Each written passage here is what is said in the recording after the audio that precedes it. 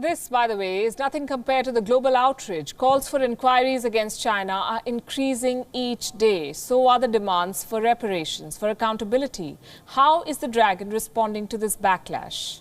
Like it always has, a mix of threats and rhetoric. Much of it is directed towards Africa, because Chinese money has failed to buy the silence of this continent. African nations are increasingly being wary of their dealings with Beijing. Videos of racism against African expats in China are still doing the rounds. Videos of perceived coronavirus carriers being evicted from hotels. Videos of them being barred from entering restaurants. Videos of African citizens sleeping on the streets, being kicked, being spat on, being attacked. Africa wants to sue China for such racism. A group of lawyers from Nigeria has already taken the lead. They're seeking $200 billion from Beijing. We reported this last week. Now, the demand to make China pay may soon get an official stamp in Nigeria. A Nigerian senator has moved a motion on the quote-unquote institutional discrimination against Nigerians in China. Institutional. He chose the right word to describe it.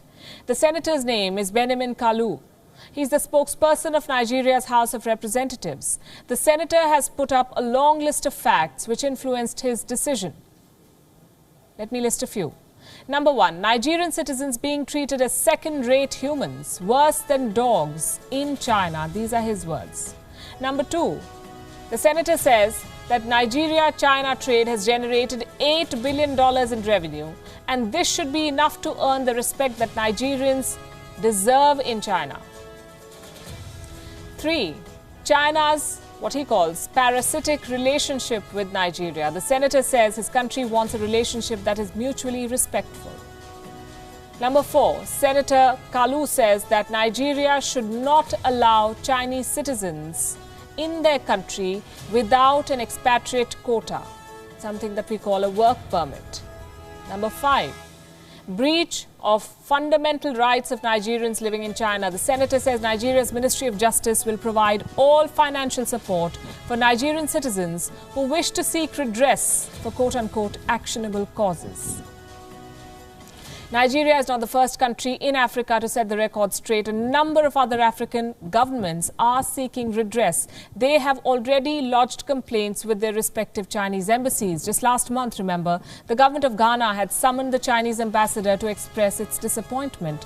Ghana's foreign affairs minister condemned the inhumane treatment of African expats in China. So did Uganda. It summoned the Chinese ambassador last month over the harassment and mistreatment of its nationals. Then we have Kenya seeking reassurances from its Chinese ambassador. Kenya's foreign ministry issued a complaint note in April. Here's what these complaints snowballed into. The African Union, a union of 55 African nations, spoke in one voice against China. Musa Faki, the chairperson of this body, summoned the Chinese ambassador Liu Yuxi.